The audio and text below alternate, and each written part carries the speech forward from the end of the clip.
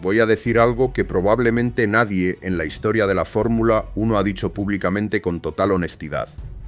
Este deporte hubo pilotos que no tenían ningún derecho a estar donde estaban. Ninguno. Y no lo digo con crueldad ni con desprecio. Voy a hablar de 5 pilotos que en mi evaluación profesional representaban un nivel de riesgo para sí mismos y para los demás que no debería haber sido tolerado. No voy a utilizar sus nombres completos en algunos casos porque el objetivo no es humillar a personas específicas, sino ilustrar un problema sistémico que la Fórmula 1 tardó décadas en resolver. Primero lo llamaré el aristócrata. En mi época, esa selección natural que debería filtrar a los pilotos antes de que llegaran a la Fórmula 1 no funcionaba correctamente. No existían las academias de pilotos que hoy desarrollan el talento desde la infancia. No existían las categorías inferiores estructuradas que sirven como filtro progresivo. Un hombre con suficiente dinero y las conexiones adecuadas podía comprarse un asiento en un equipo de Fórmula 1 sin haber demostrado competencia en ningún nivel previo que se acercara a las demandas de la categoría. El resultado era que periódicamente aparecían en la parrilla personas que convertían cada fin de semana en una lotería de supervivencia no solamente para sí mismos, sino para todos los que circulábamos cerca de ellos. Y en una era donde los circuitos no perdonaban y los coches no protegían esa lotería, tenía un costo potencial que era inaceptablemente alto. Él era europeo, de familia adinerada, con acceso a círculos sociales donde las carreras de coches eran vistas como una actividad apropiada para caballeros con tiempo libre y cuentas bancarias generosas. Esas credenciales sociales le abrieron puertas que el talento por sí solo no habría abierto. Un equipo pequeño necesitado de financiación le ofreció un asiento. Y de repente teníamos en la parrilla a un hombre cuya experiencia previa se limitaba a carreras locales con coches de turismo donde las velocidades eran una fracción de lo que un Fórmula 1 alcanzaba. La primera vez que lo vi en la pista, supe inmediatamente que había un problema. No por su velocidad, que era previsiblemente baja, sino por sus reacciones. Cuando un piloto experimentado se encuentra con una situación inesperada en la pista, un coche que se cruza, un cambio repentino de adherencia, un incidente delante de él, sus reacciones siguen un patrón que es el resultado de años de entrenamiento y experiencia. Los movimientos de volante son instantáneos y apropiados en magnitud. La modulación del freno es proporcional a la emergencia. Las decisiones sobre dirección de escape son tomadas en fracciones de segundo basándose en una evaluación instantánea de las opciones disponibles. Este hombre no tenía nada de eso. Cuando finalmente respondía a una situación, la magnitud de sus correcciones era frecuentemente inapropiada. Demasiado volante, demasiado freno. O peor todavía, la ausencia completa de respuesta durante un periodo que en condiciones normales habría sido suficiente para que un piloto competente resolviera la situación. En un circuito moderno, con amplias zonas de escape y barreras diseñadas para absorber la energía. Esas deficiencias habrían resultado en trompos inofensivos y paseos por la grava. Los circuitos de los años 50 resultaban en situaciones potencialmente mortales no solamente para él, sino para cualquier piloto que tuviera la mala fortuna de estar cerca cuando sus limitaciones se manifestaban. Recuerdo una carrera específica donde lo vi perder el control de su coche en una sección rápida. El coche giró, cruzó la pista lateralmente y se detuvo milagrosamente sin golpear nada sólido ni a ningún otro competidor. Fue pura suerte, no fue habilidad, no fue una recuperación controlada, Fue el azar decidiendo que ese día nadie iba a morir por la presencia de alguien que no tenía las capacidades necesarias para estar ahí. Después de la carrera, varios pilotos, incluido yo, expresamos nuestra preocupación a los organizadores. La respuesta fue educada pero fundamentalmente indiferente. El hombre tenía derecho a competir, cumplía los requisitos formales, pagaba su inscripción. Los organizadores no tenían la autoridad ni la voluntad de impedirle participar basándose en evaluaciones subjetivas de su competencia. Esa respuesta ilustraba perfectamente el problema sistémico. No existía un mecanismo formal para evaluar si un piloto poseía las habilidades mínimas necesarias para competir de manera segura en la Fórmula 1. La superlicencia que hoy requiere acumular puntos en categorías inferiores antes de poder acceder a la Fórmula 1 no existía. Cualquiera con un coche y una inscripción podía presentarse a una carrera del campeonato mundial. El aristócrata sobrevivió a su breve paso por la Fórmula 1 sin causar un accidente grave. Pero esa supervivencia fue producto de la suerte, no de la competencia. Y la suerte en la Fórmula 1 de aquella época era un recurso que eventualmente se agotaba. El segundo piloto era diferente en sus circunstancias, pero similar en su efecto sobre el nivel de seguridad de la parrilla. Lo llamaré el heredero. Este era un caso particularmente frustrante, porque a diferencia del aristócrata, que simplemente carecía de talento, el heredero tenía alguna habilidad natural. No mucha, pero algo estaba ahí.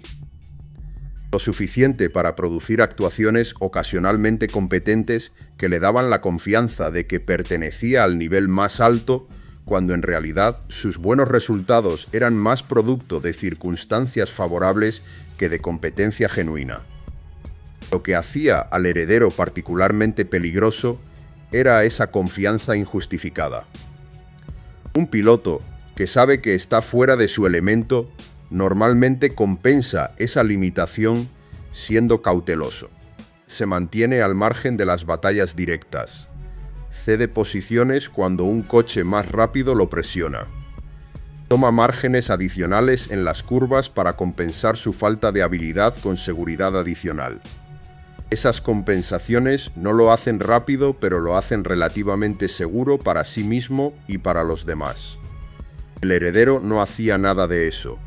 Creía genuinamente que podía competir con los mejores. Y esa creencia lo llevaba a colocarse en situaciones donde sus limitaciones técnicas no podían mantener las promesas que su ambición estaba escribiendo. Intentaba adelantamientos por el interior de curvas donde el espacio era insuficiente para dos coches.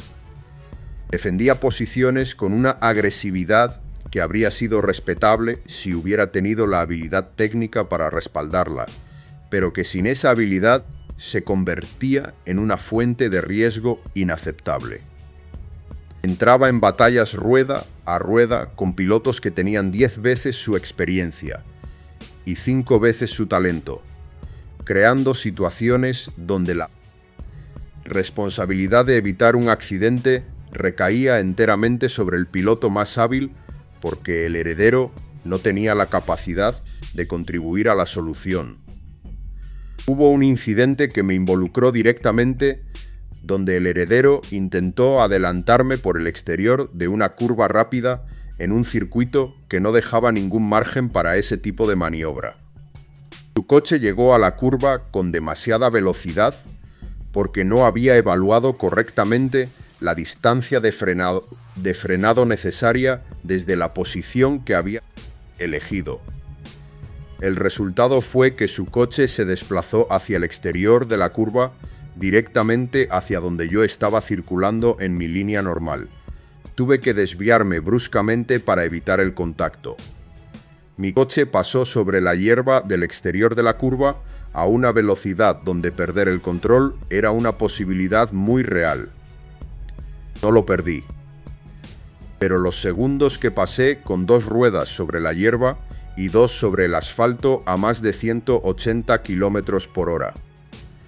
Fueron segundos donde mi vida dependió exclusivamente de mis propios reflejos y de la suerte de que la hierba en aquel punto específico no estuviera húmeda. Cuando confronté al heredero después de la carrera, su respuesta fue reveladora. No se disculpó. No reconoció que su maniobra había sido peligrosa. Me dijo que estaba compitiendo, que las carreras eran así, que si yo no quería que me adelantaran, quizás debería conducir más rápido. Esa respuesta me confirmó lo que ya sospechaba. El heredero no solamente carecía de habilidad suficiente, carecía de la conciencia necesaria para reconocer sus propias limitaciones.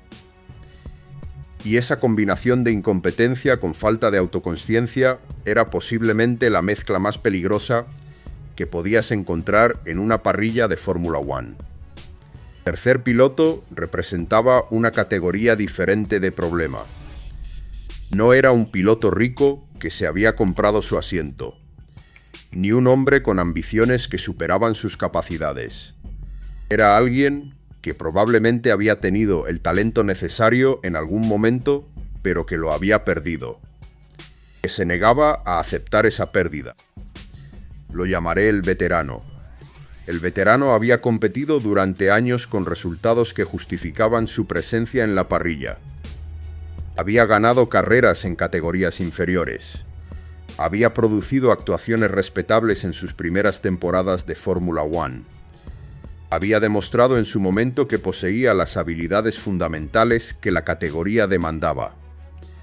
Pero los años no perdonan.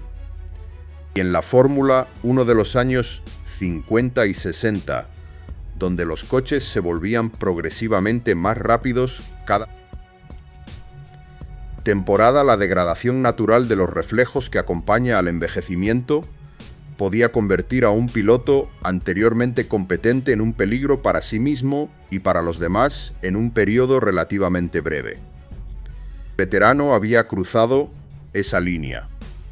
Sus reflejos ya no estaban al nivel que las velocidades de los coches actuales demandaban.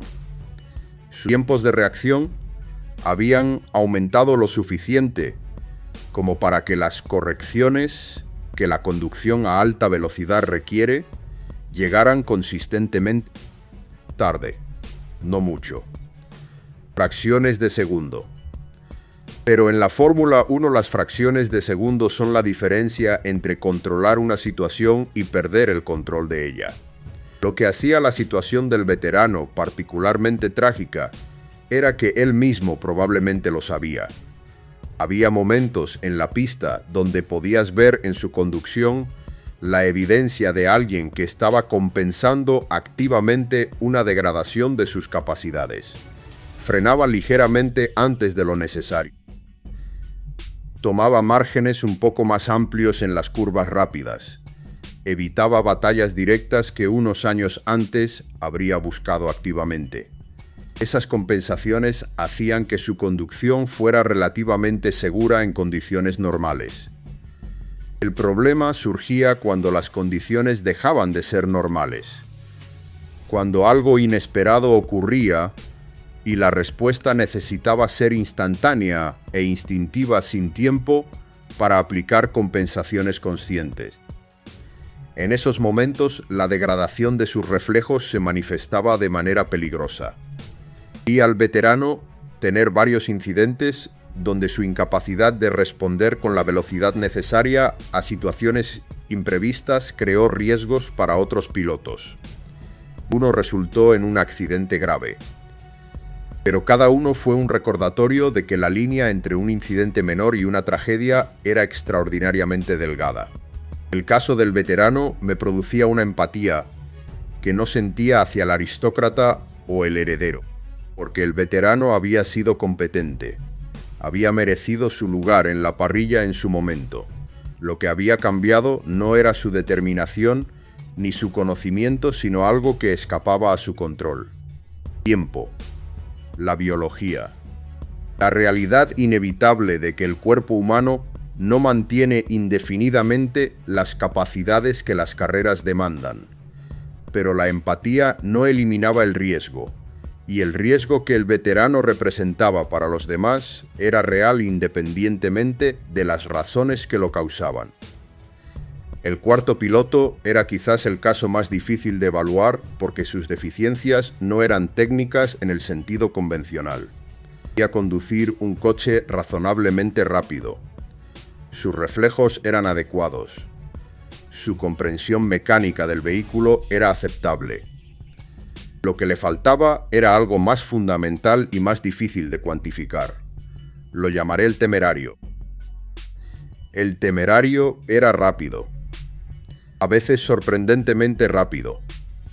Producía vueltas de clasificación que lo colocaban en posiciones que su nivel de habilidad general no justificaba, y esas posiciones lo ponían en contacto directo con los mejores pilotos de la parrilla durante las primeras vueltas de las carreras, donde la densidad del tráfico y la intensidad de las batallas multiplicaban exponencialmente las demandas sobre el juicio y la toma de decisiones del piloto. Y ahí era donde el temerario fallaba. Su juicio era terrible. No en el sentido de que tomara decisiones lentas. Las tomaba rápido. Pero eran las decisiones equivocadas. Se metía en huecos que no existían. Iniciaba maniobras de adelantamiento en puntos del circuito, donde la geometría hacía que el adelantamiento fuera imposible sin contacto.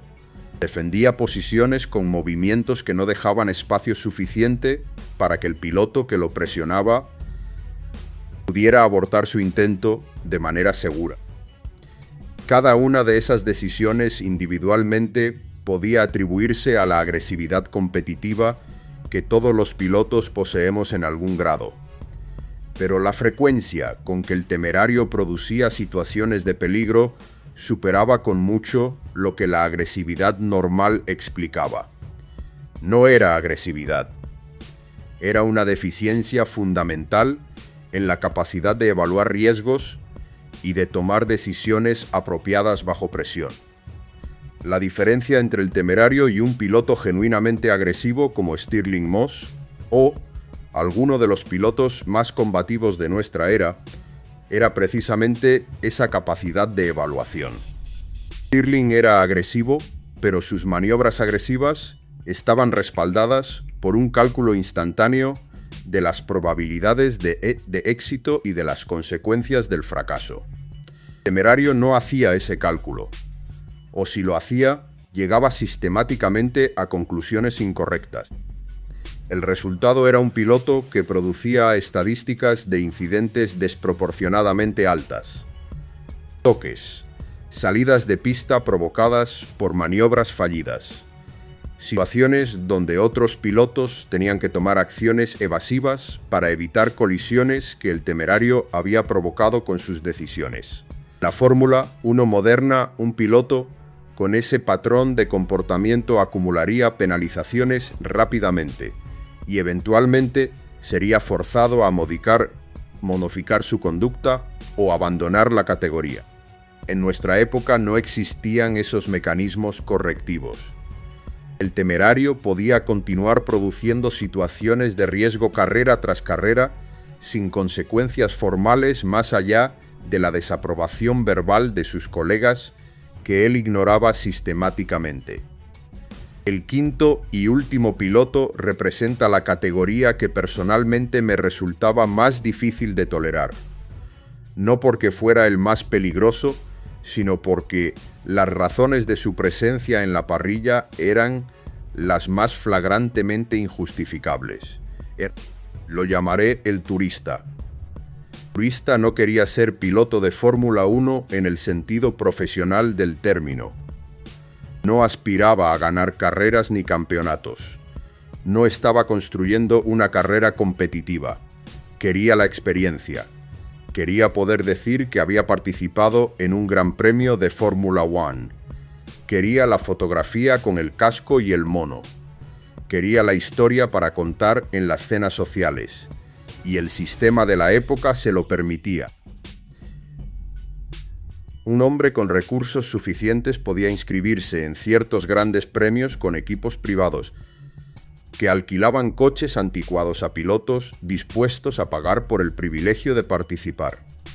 Las preclasificaciones que hoy filtrarían a ese tipo de participantes no existían o eran tan laxas que cumplir los requisitos mínimos estaba al alcance de cualquiera con una licencia de competición básica.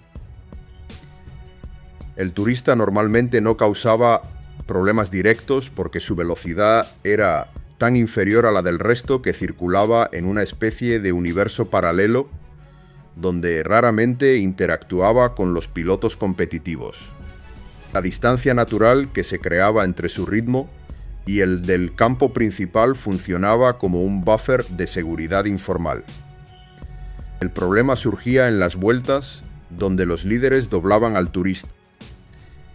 En esos momentos, dos mundos que habían estado circulando por separado se encontraban de repente en la misma sección de pista. Y la diferencia de velocidad entre un piloto luchando por la victoria y un turista rodando 3 o 4 segundos por vuelta más lento creaba situaciones de peligro que dependían enteramente de la capacidad del turista para facilitar el adelantamiento de manera segura.